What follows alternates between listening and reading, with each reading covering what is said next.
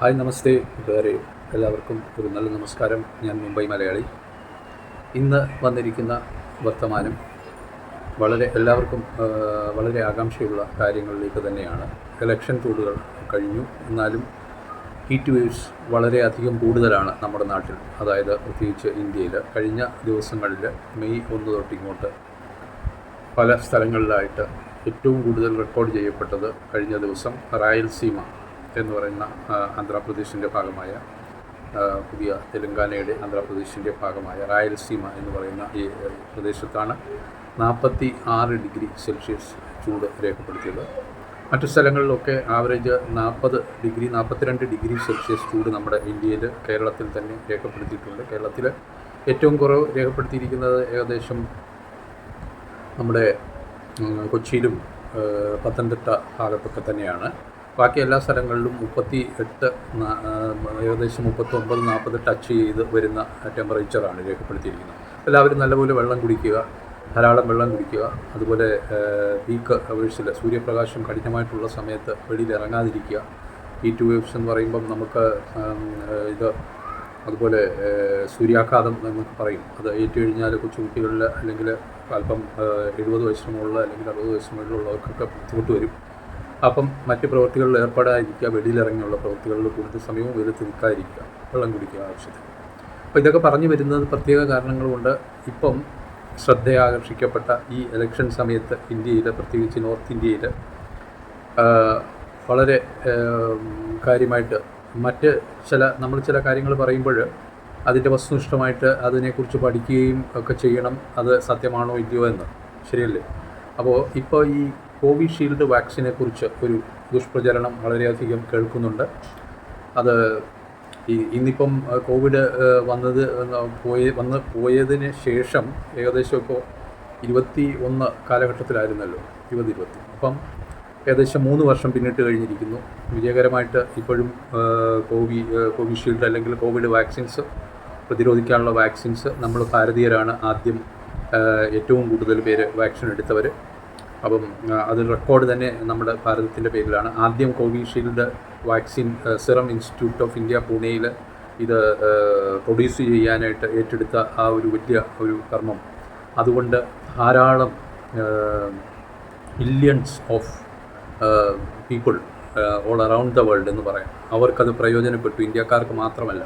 കാരണം വലിയൊരു മഹാമാരി അല്ലെങ്കിൽ ഇങ്ങനെ വന്നു പെടുമ്പോൾ നമ്മൾ ആദ്യം കണ്ടുപിടിക്കുന്ന വാക്സിന് അതിന് ചെറിയ സൈഡ് എഫക്റ്റ് എന്തായാലും ഉണ്ടാകും, ഏത് ഇംഗ്ലീഷ് വാക്സിൻ മരുന്നുകൾക്കും മെഡിസിനും.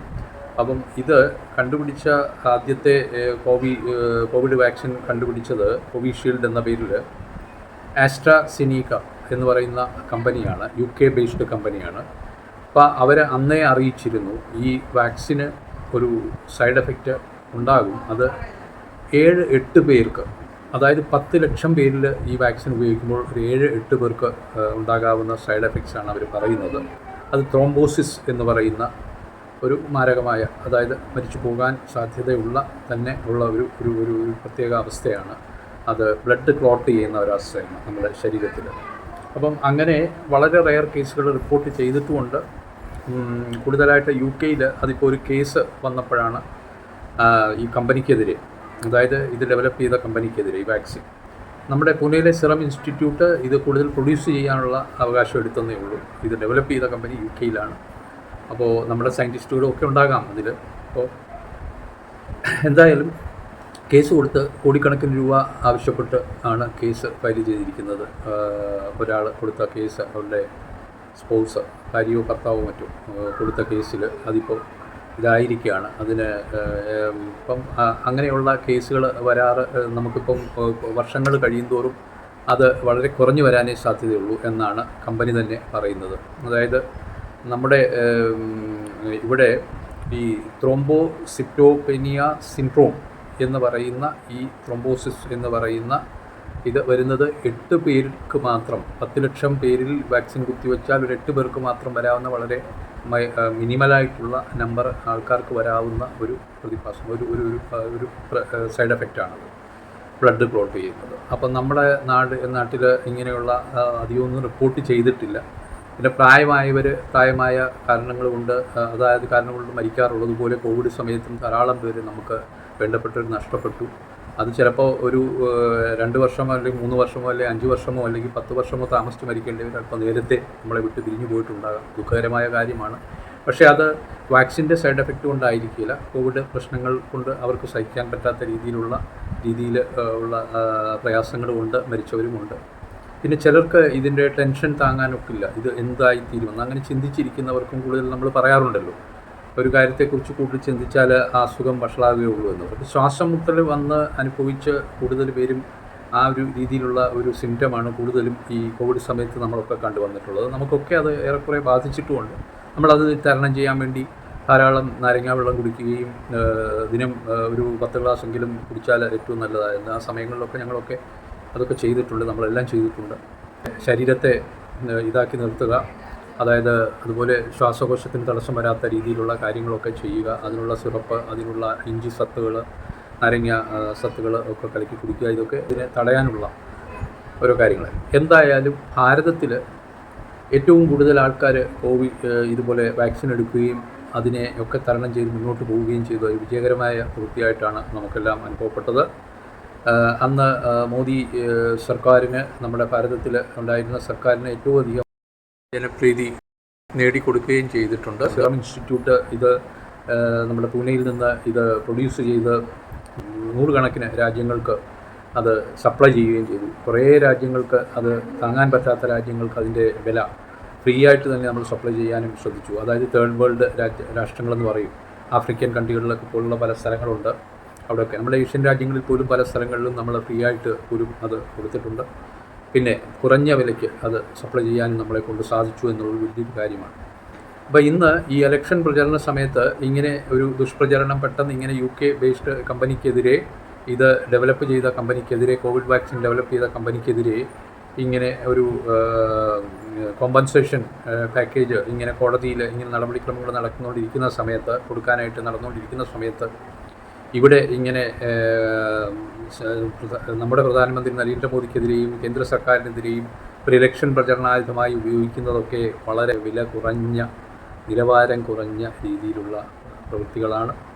അത് നമ്മുടെ ലാലു പ്രസാദ് യാദവ് ഉൾപ്പെടെ കാലിത്തീറ്റ കുമ്പോളത്തിൽ ജയിലിനകത്തായി കിടന്നിട്ട് ജാമ്യത്തിൽ ഇപ്പോൾ ഇറങ്ങി വീണ്ടും പ്രസംഗിച്ച് നടക്കുന്ന ലാലു പ്രസാദ് യാദവ് തുടങ്ങിയ നേതാക്കന്മാരാണ് ഇങ്ങനെയുള്ള ആരോപണങ്ങൾ ഉന്നയിച്ച് നമ്മുടെ പ്രധാനമന്ത്രിക്കെതിരെ ആയുധങ്ങളാക്കുന്നത്. മറ്റൊന്നും പറയാനില്ലാത്ത സ്ഥിതിക്ക് അതൊക്കെ അവർ പറഞ്ഞു നടക്കട്ടെ. അപ്പോൾ എന്തായാലും അതല്ല ഇവിടുത്തെ വിഷയം. നമുക്കാർക്കും ഇതിൽ വ്യാകുലപ്പെടേണ്ടതായിട്ടുള്ള വലിയ കാര്യങ്ങളില്ല എന്ന് നമ്മുടെ സയൻറ്റിസ്റ്റുകൾ തന്നെ, ഇന്ത്യൻ സയൻറ്റിസ്റ്റുകൾ തന്നെ പറഞ്ഞതായിട്ട് കോട്ട് ചെയ്തിട്ടുണ്ട്. ഇൻ്റർനാഷണൽ മീഡിയയിൽ വിദേശ സയൻറ്റിസ്റ്റുകൾ പറഞ്ഞിട്ടുണ്ട്. ആദ്യത്തെ 3 മാസങ്ങളിലാണ് ഈ സൈഡ് എഫക്ട്സ് ഏറ്റവും കൂടുതൽ വരുവാൻ സാധ്യതയുള്ളത്. പിന്നീട് ഫസ്റ്റ് ഡോസ് എടുത്തു കഴിഞ്ഞ് കോവിഡ് വാക്സിൻ്റെ അടുത്ത സെക്കൻഡ് ഡോസ് എടുത്തു കഴിഞ്ഞാൽ അത് വളരെ കുറയും, വീണ്ടും ലോവർ സൈഡിലേക്ക് ആവുകയും 3ാമത്തെ ഡോസ് കൂടി എടുത്തു കഴിയുന്നവർക്ക് അത് ലോവസ്റ്റായിട്ട് ഒട്ടും വരാത്ത രീതിയിലാകുകയും ചെയ്യും. ഇതിൻ്റെ റിസ്ക്, അതായത് ഈ ത്രോംബോസിസ് പോലുള്ള സൈഡ് എഫക്റ്റ് വരാനുള്ള റിസ്ക് എന്നാണ് അവർ പറഞ്ഞിരിക്കുന്നത്. അപ്പം നമുക്കാർക്കും ഇതിനെക്കുറിച്ച് കൂടുതൽ വ്യാകുലപ്പെടേണ്ടതില്ല. അല്പം പ്രായമായവർക്കും അവരുടെ ബന്ധുക്കൾക്കും ഒക്കെ ഇതിനെക്കുറിച്ച് ആകാംക്ഷയുണ്ടാകും ഈ ഒരു ന്യൂസ് ഇങ്ങനെ സ്പ്രെഡ് ചെയ്യുമ്പോൾ. എന്തായാലും എൻ്റെ ഈ വീഡിയോ ഞാനിത് കുറച്ച് കാര്യങ്ങൾ പഠിച്ച് ന്യൂസുകളൊക്കെ കളക്ട് ചെയ്തതിന് ശേഷം നമുക്ക് കിട്ടിയ വിവരങ്ങൾ വെച്ച് നിങ്ങളുമായിട്ട് പങ്കുവച്ചതാണ്. അപ്പം നമ്മുടെയൊക്കെ ബന്ധുജനങ്ങൾ പലരും നമുക്ക് കോവിഡ് സമയത്ത് കോവിഡ് ഉണ്ടായ കാരണമോ അല്ലാതെയോ പ്രായ സംബന്ധമായ മറ്റസുഖങ്ങളൂടി, അതായത് അതോടൊപ്പം ഉണ്ടായി മരണപ്പെട്ടവരൊക്കെ ധാരാളം പേരുണ്ട്. എന്തായാലും ഇനിയും ഇങ്ങനെയുള്ള മഹാമാരികളൊന്നും ലോകത്ത് ഉണ്ടാകാതിരിക്കാൻ നമുക്ക് ജഗദീശ്വരനോട് പ്രാർത്ഥിക്കാം. എല്ലാവർക്കും ഒരു നല്ലത് വരട്ടെ. വീണ്ടും കാണാം നല്ലൊരു വീഡിയോവുമായി. തൽക്കാലം വിരമിക്കുന്നു. എല്ലാവരും ടേക്ക് കെയർ. ചൂട് സമയത്ത് വെള്ളം കുടിക്കാം നല്ലപോലെ. എല്ലാവർക്കും ഹലോ.